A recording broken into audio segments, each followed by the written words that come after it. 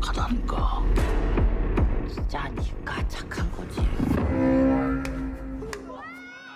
방아찌듯이 역전골이 터졌습니다. 설기현 선수 33경기 A매치의 8번째 골을 터뜨리는 기분 좋은 날이에요.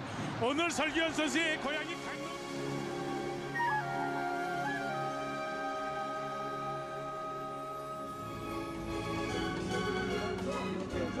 여러분들이 잘 버무린 김치를 올릴 것 같죠? 그래서 잠시 후에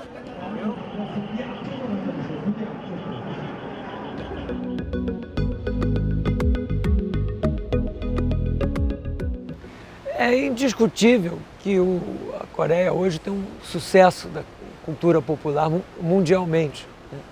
Talvez isso tenha ficado mais nítido com a vitória de um filme sul-coreano no recente Oscar americano, o primeiro filme estrangeiro que ganhou o prêmio maior do Oscar, né? Mas talvez mais do que isso, a música pop da Coreia do Sul, o K-pop, tem um estrondoso sucesso mundial, principalmente entre os adolescentes, ou até pré-adolescentes, 13, 14, 15 anos, né? Que é um certo fenômeno no Brasil e no resto do mundo, boa parte do mundo, já nos últimos anos, né? Como é o caso do Japão também, e até certo ponto o caso da China também. Eu acho que isso pode ser entendido pelo grande sucesso, pela grande explosão econômica que a Ásia teve nos últimos 30, 40 anos, que fez com que nós estamos no 20º ano do século XXI, que fez com que o século XXI, a grande novidade do século XXI do ponto de vista internacional, do ponto de vista das relações internacionais, é indiscutivelmente a supremacia asiática, certamente do ponto de vista econômico e agora também do ponto de vista cultural. Como você mencionou, a Ásia tem, esses 3 países da Ásia são os países mais relevantes desse ponto de vista. A Coreia é uma península dividida entre Coreia do Sul e Coreia do Norte, que passou por uma guerra muito traumática, muito destrutiva, há mais ou menos 60 anos atrás, entre 1950 e 1953, mas depois a recuperação econômica da Coreia do Sul foi realmente extraordinária, surpreendente, e a Coreia do Sul é um grande exemplo de sucesso de industrialização, de urbanização, desenvolvimento econômico, que é, vamos dizer, o fundamento que explica esse sucesso cultural da Coreia nos dias de hoje.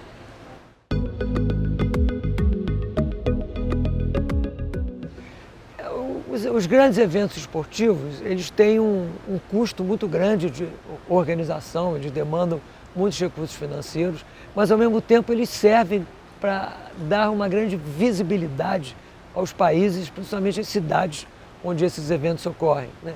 Nos últimos 20, 30 anos, vários eventos ocorreram em Seul e na Coreia, Olimpíada de Verão, Olimpíada de Inverno, Copa do Mundo junto com Tóquio e o Japão, Olimpíada de Beijing, já no século XXI, e possivelmente esse ano ainda, se não for adiado por causa do coronavírus, a Olimpíada de Tóquio. Isso tudo é parte de uma estratégia, certamente uma estratégia desses países, de conduzir uma política cultural, de aumentar a visibilidade, de aumentar a influência cultural, no caso esportivo, desses países no mundo. Isso tem um retorno muito grande, certamente tem um retorno muito grande.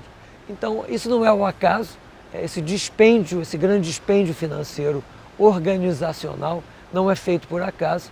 Eu entendo que é fruto de uma estratégia nacional, como é o caso certamente do Japão, como é o caso da China e como também é o caso da Coreia do Sul, de aumentar, você mencionou o seu processo de globalização, uma espécie de exercício de relações públicas, de transformar esses países mais conhecidos como sendo capazes de promover bem feitos grandes eventos internacionais que têm enorme audiência no mundo.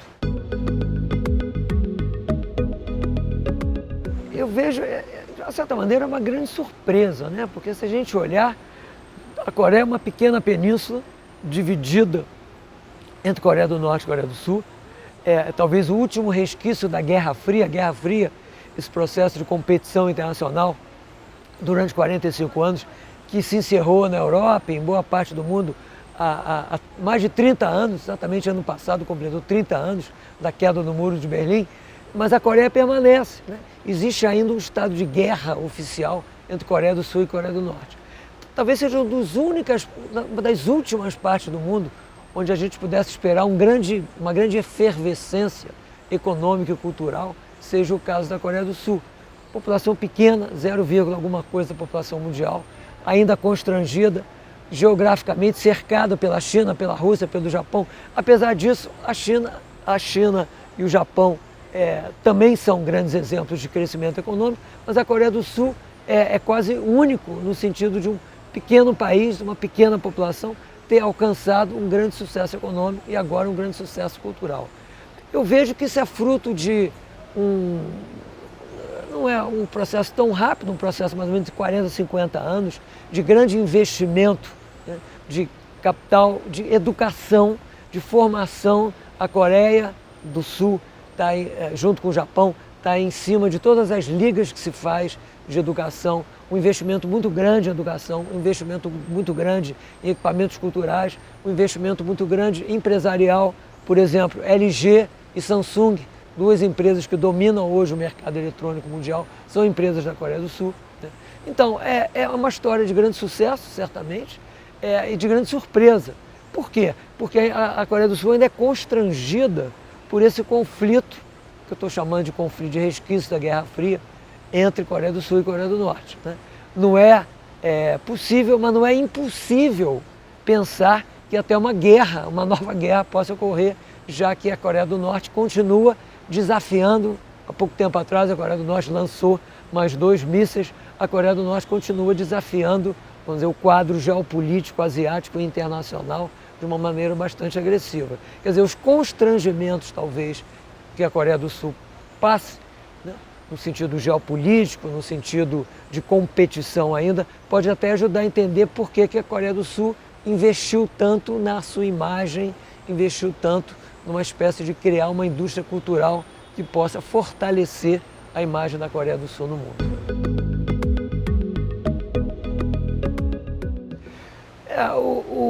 Há uma complexidade muito grande nas relações entre Coreia, Japão e China, devido aos eventos do século XX, né?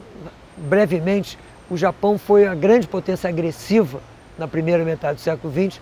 O Japão ocupou a Coreia durante mais de 50 anos, fisicamente. A Coreia foi uma colônia japonesa por 50 anos. E depois o Japão invadiu a China, que vai gerar a Segunda Guerra Mundial na Ásia, né? O Japão ocupou a China por 8 anos, mais ou menos. Uma ocupação muito dura, muito cruel, como foi o caso da Coreia. Então essas relações históricas, que não são tão antigas assim, que datam de 100 anos mais ou menos, até 1945, quando o Japão foi expulso tanto da China quanto da Coreia, ainda marcam profundamente a dificuldade das relações, no caso entre Coreia e Japão.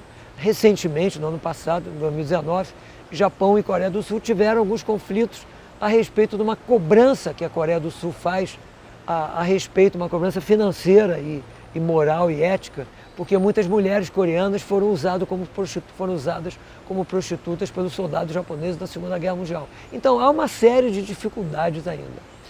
Mas isso não impede que hajam relações próximas, econômicas, entre Coreia do Sul e Japão. Há uma certa competição em todos os sentidos entre Coreia do Sul e Japão, como se Japão fosse uma espécie de irmão mais velho. Japão se industrializou, se desenvolveu antes do que a Coreia do Sul. Então a Coreia do Sul, em muitos aspectos, tem tirado o lugar do Japão. Eu mencionei a indústria eletroeletrônica, Samsung e LG, há uma geração atrás eram empresas japonesas, eram a Sony, a Panasonic, etc., que em termos de consumo de produtos eletrônicos foram superadas por essas duas empresas da Coreia do Sul. De uma certa maneira, em alguns aspectos da cultura pop, principalmente no K-pop, né, coreano, a Coreia do Sul vem superando o Japão, né? Mas o Japão não está de braços cruzados, o Japão continua investindo, né? Existe um projeto de expansão de cultura japonesa, como existe um projeto mundial de expansão da cultura coreana. Eles competem, mas de uma certa maneira se completam também, porque eles são da mesma parte do mundo, da mesma região do mundo, são países vizinhos de uma certa maneira. Então os dois refletem, assim como a China, refletem, talvez, como eu disse, a melhor maneira de olhar seja olhar do ponto de vista da ascensão da Ásia no plano internacional, que é algo inevitável do século XXI até agora, e talvez isso vai continuar ocorrendo. Talvez no ano de 2100 a gente vai chegar à conclusão que o século XXI foi o século asiático.